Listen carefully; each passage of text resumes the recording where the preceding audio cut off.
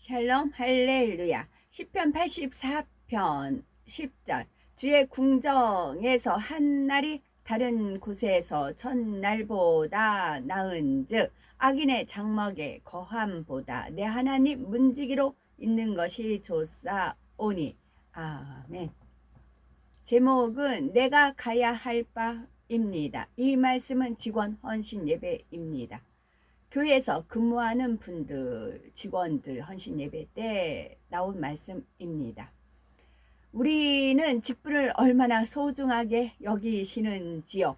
시편 84편 10절에 주의 궁정에서 한 날이 다른 곳에서 첫날보다 나은즉 악인의 장막에 거함보다 내 하나님 문지기로 있는 것이 좋사오니 했습니다. 하나님의 전에서 봉사하는 것이 세상 어느 곳에서 낙을 누리는 것보다 더 행복하다는 고백이지요. 이처럼 하나님의 나라를 위해 봉사하는 직분을 받는다는 것은 참으로 귀하고 복된 일이지요. 예를 들어 집사라는 직분은 어느 정도 신앙생활을 하고 일정 나이가 되었다고 해서 주는 형식적인 호칭이 아닙니다. 주의 종 레위족과 더불어 교회의 주인된 입장에서 교회를 돌아보고 섬기라고 주는 직분이지요. 초대교회에서는 사도들의 사역을 돕기 위해 7명의 집사를 세웠습니다. 참으로 뜨거웠던 초대교회 성도들 중에서도 특별히 믿음과 성령이 충만한 사람들을 뽑았으니 그 직분을 받은 것이 얼마나 큰 영광입니까? 디모데전서 3장 13절에는 집사의 직분을 잘한 자들은 아름다운 지위와 그리스도 예수 안에 있는 믿음의 큰 담력을 얻느니라 했습니다.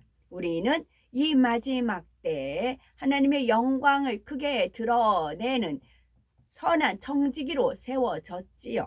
이것이 얼마나 귀한 직분인지, 이 직분을 잘 감당하면 얼마나 큰 축복인지를 깨달아야 되겠고, 그래서 이렇게 특별히 선택된 일꾼들의 마음 자세로 직분을 감당해야 하지요. 예를 들면 교회에서 행사가 있으면 나는 과연 무엇을 도와드릴 수 있을까 하며 내 집안일 같은 마음으로 돌아보아야 하지요. 행사의 담당자들을 위해서 기도할 때도 형식적으로만 기도하는 것이 아니라 조목조목 구체적으로 간절하게 기도할 것이고요. 자신이 어떤 실물을 직접 맡지 않았다 해도 교회 행사를 위해 한 끼 금식이라도 자원해서 드린다면 하나님께서는 그런 우리를 얼마나 귀하게 여기시겠는지요. 또 교회 전반을 다 돌아보지는 못한다 해도 교회의 구역 등 자신이 속한 분야에서는 충성스러운 청지기가 될 수 있어야 합니다.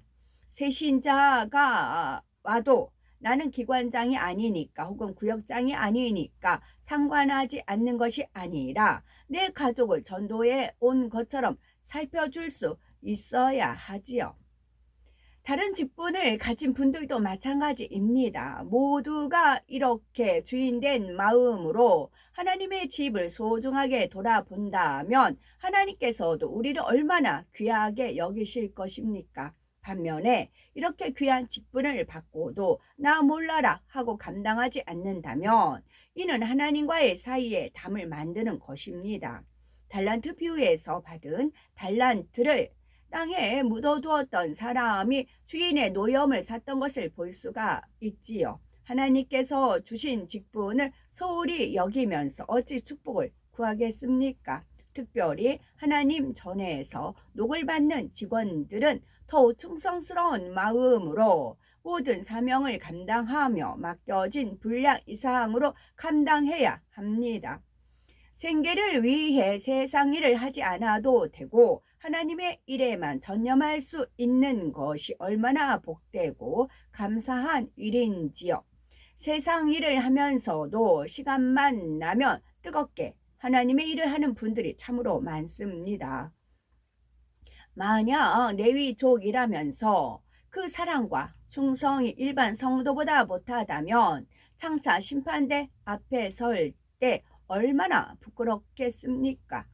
처음 레이족이 되었을 때의 사모함이 병개하지 않아야 하고 오히려 날이 갈수록 그 향이 더 진해져야 하는 것이지요. 성결도 다른 성도들보다 더 빨리 이루어서 하나님 나라에 큰 힘이 되셔야 하는 것입니다. 직원의 충성이 하나님 앞에서 참된 충성이 되기 위해서 필요한 3가지 항목이 있습니다. 말씀을 통해서 귀한 하나님 나라 직원이 되었으니 과연 내가 가야 할 바는 무엇인가? 내가 어떤 마음으로 어떻게 충성해야 할 것인가? 깨우치시면서 더 하나님께서 기뻐하시는 충성을 할 수 있는 우리가 되어야 되겠습니다. 하나님께 기쁨이 되는 참된 충성을 하기 위해서는 첫째, 영적 질서를 쫓아 화평을 이루어야 합니다. 둘째는 상대의 단점을 보지 말고 장점을 보며 마음을 다해 협력해야 하는 것이지요. 셋째는 자신이 상대보다 낫다고 고집하는 마음을 버려야 합니다. 첫째는 영적 질서를 쫓아 화평을 이루어야 합니다. 하나님께서는 우리 한 분 한 분을 불러 모으셨지요. 그리고 하나님의 섭리를 이루시기에 합당한 믿음의 분량을 가질 수 있도록 우리를 연단해 오셨고요. 험한 산도 넘게 하셨고 거친 파도와도 맞서게 하셨습니다. 말로 다 할 수 없는 수많은 일을 겪어왔지요. 그러면서 우리의 믿음이 성장했고 하나님을 사랑하여 순종할 수 있는 귀한 일꾼들이 많이 나왔습니다. 이렇게 함께 연단받아온 믿음의 형제 자매들이니 서로가 얼마나 소중하게 여겨야 하겠습니까? 모두가 온전한 것은 아니며 서로 의견이 맞지 않는 분야가 있다 하더라도 한 가족처럼 여겨야 하지요. 그러면 범사에 양보할 수 있고 이해할 수가 있으며 화평을 쫓을 수 있습니다. 화평을 깨뜨리게 되는 대표적인 요인 중에 하나가 바로 질서를 무시하는 것입니다. 아무리 열정적으로 많은 일을 한다 해도 화평을 깨뜨리는 사람은 하나님 앞에서 충성한다고 인정받을 수가 없습니다. 아무리 내 생각과 맞지 않는다 해도 질서에 순복할 수 있어야 합니다. 이렇게 질서를 세우신 하나님의 뜻이 어디에 있는지, 그리고 나는 이 조직 안에서 어떤 일을 감당해야 할 것인지를 궁금하며 일을 이뤄 나가야 하지요. 내가 일을 잘할 수 있다고 해서 정해진 절차를 무시해서는 아니 됩니다. 아랫사람이 지혜나 경험이 있다 해서 머리된 사람을 무시하고 임의로 일을 처리해서는 안 되지요. 윗사람의 입장에서도 질서에 어긋남이 없이 일을 해야 여러 사람의 마음에 불편함을 주지 않습니다. 내가 머리이니 내가 편한 대로 일하겠다 해서는 안 되지요. 그러면 뭔가 우리의 생각에 안 맞게 일이 진행된다는 느낌이 들 때 우리는 어떻게 하십니까? 우리는 기도로 하나님께 의지하면서 온유한 말과 행함으로 그 일을 바로 잡고자 하십니까? 아니면 서운하고 불편한 감정 속에 쉽게 오해하고 판단하고 원망하고 불평하는 입술은 아니신지요? 관계된 사람들을 비방하는 말을 퍼뜨리거나 그의 입장을 어렵게 만들지는 않으시는지요? 마음을 아직 진리로 채우지 못한 만큼 자신의 생각과 맞지 않는 일을 보면 조급한 반응이 나오게 되지요. 반면에 마음이 진리로 채워진 사람이라면 어떤 상황에서도 인내와 사랑으로 풀어가고자 할 것입니다. 때로는 질서에 맞고 정당하게 일을 했는데도 애매히 비난을 받고 원망과 불평을 들을 때도 있습니다. 이럴 때도 마음의 진리가 임한 만큼 평안한 마음으로 화평을 이루어가는 것이지요. 이처럼 화평을 이루는 일꾼들이 100명, 1000명 이렇게 자꾸 나온다면 하나님께서 얼마나 기뻐하시겠습니까? 우리를 직분자로 부름받았다는 자부심이 있다면 반드시 선하고 고운 마음을 이루시기 바랍니다. 그래서 항상 질서를 쫓으며 화평 가운데 충성하셔야 되겠지요. 둘째는 상대의 단점을 보지 말고 장점을 보며 마음을 다해 협력해야 합니다. 필리포서 2장 3절에 아무 일에든지 다툼이나 허영으로 하지 말고 오직 겸손한 마음으로 각각 자기보다 남을 낮게 여기라 했습니다. 자신의 마음을 낮은 곳에 두면 소자에게서도 배울 점을 발견할 수가 있습니다. 지금의 조직 가운데 세워진 사람들이 당장은 좀 부족하게 보일 수도 있습니다. 그러나 하나님께서는 각 사람의 장단점을 우리보다 더 잘 아시지요.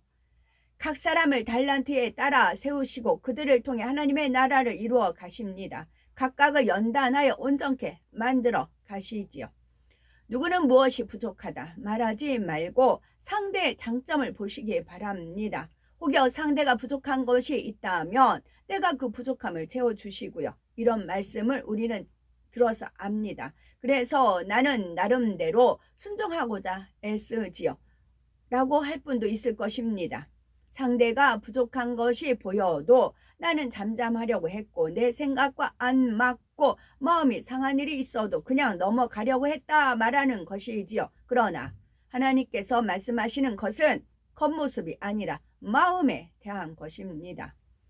가령 처음에는 좀 도와주는 신용을 하다가 내 의견이 잘 수용되지 않는다 해서 방관하는 자세로 물러납니다. 그러다 결과가 나쁘면 그것 봐라 하고 역시 자기가 옳았다고 생각하지요. 이런 마음으로 어떻게 진정한 협조가 이루어지겠습니까? 하나님께서 원하시는 마음은 상대가 부족하다 해서 체념하는 것이 아닙니다. 끝까지 믿고 바라봐 줄 수 있어야 하지요. 또 내 마음에 안 맞는 상황에서도 불편한 것을 꾹꾹 눌러 참는 것이 아니라 불편한 감정 없이 협조할 수 있어야 하고요. 물론 자기 마음대로 월권하라는 것이 아니고 자신의 능력이 닿는 한 최선을 다해서 돕는 마음이 되라는 것입니다. 하나님을 사랑하여 생명 다해 충성한다고 고백하는 들이 많죠. 그 고백이 진실이라면 주님과 하나 되는 것이 아니라 질서 속에서 다른 일꾼들과도 하나 되어야 합니다.